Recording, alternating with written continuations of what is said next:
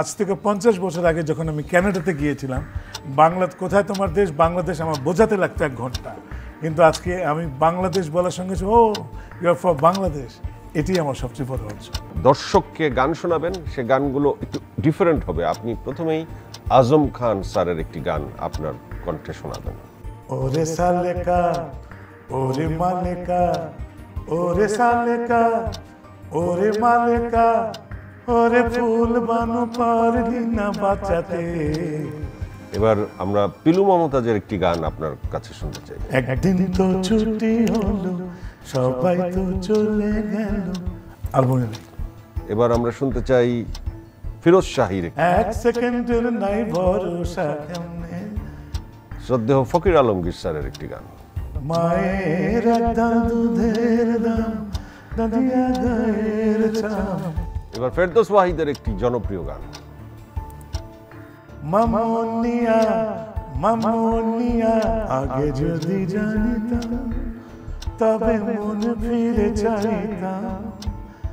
এমন একটা মা দেনা, এমন একটা মা দেনা যে মায়ের সন্তানেরা কাঁদে আবার হাসতে জানে।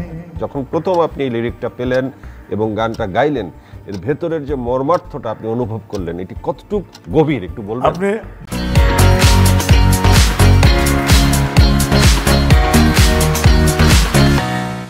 বিশ্বাস করবেন কিনা জানি না, 2.5 বছর আমি জানতাম কোনো মাকে নিয়ে গেছি। 2.5টা বছর পর আমি গীতিকার ডক্টর নাসির আহমেদ অপু, বর্তমানে লস অ্যাঞ্জেলেসের ডেন্টিস্ট, তাকে জিজ্ঞেস করলাম, ভাই তুমি গানটা কি মনে করে লিখেছো? বলে আরে আমি এটা তো আমার মা, দেশ আমার মা। আমি ওই কল্পনাতেই এই গানটা লিখেছি।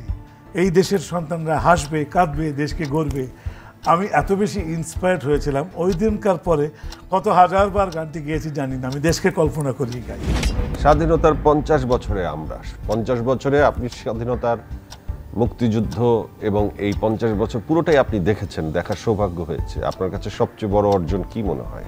প্রথম অর্জনটা ছিল আমরা স্বাধীন হলাম। দ্বিতীয় অর্জনটা ভালো মন্দের মধ্যে দিয়ে আমরা নিজেকে গড়লাম। আর এখন বলবো আমার কাছে আজ পর্যন্ত অবশ্যই অর্জন আছে, বিসর্জনের বলে কোনো শব্দ নাই। এবং এই অর্জনটা একটাই, যে আজ থেকে 50 বছর আগে যখন আমি কানাডাতে গিয়েছিলাম, কোথায় তোমার দেশ, বাংলাদেশ আমার বোঝাতে লাগতো 1 ঘন্টা। কিন্তু আজকে আমি বাংলাদেশ বলার সঙ্গে ও ইউ আর ফর বাংলাদেশ, এটি আমার সবচেয়ে বড় অর্জন।